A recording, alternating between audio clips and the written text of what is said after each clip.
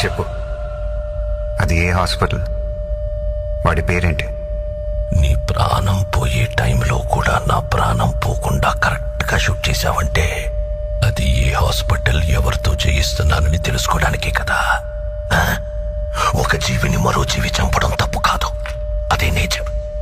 అందుకే దేవుడు ఒక జీవికి ఆహారంగా ఇంకో జీవిని సృష్టించాడు. చంపడమే తప్పైతే ఎద్దుకి కొమ్ముల్ని, పావుకి విషాన్ని, తేలికి కొంటని ఎందుకు సృష్టించాడు?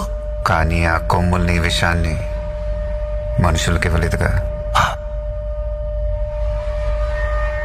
మెదడు, మనిషికి మెదడుంది కదా. బలవంతుడే బతకగలడు. బలహీనులందరూ కలిసి వాళ్ళని వాళ్ళు కాపాడుకోవడానికి చేసుకున్నదే చట్టం. జింకని చంపితే శిక్ష, మేకని చంపితే శిక్ష లేదు. జింకలు తక్కువగా ఉన్నాయి, మేకలు ఎక్కువగా ఉన్నాయి. ఎక్కువగా ఉండడం మేకలు తప్ప? ఈ భూమి మీద మేకల కంటే ఎక్కువగా మనుషులున్నారు. వాళ్ళని చంపితే తప్పేంటి?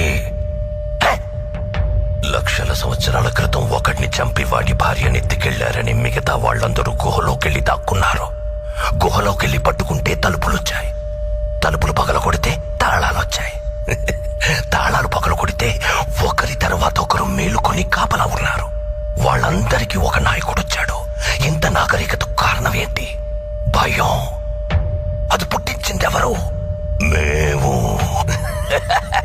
కానీ భయం అంటే ఏంటో మాకు తెలీదు.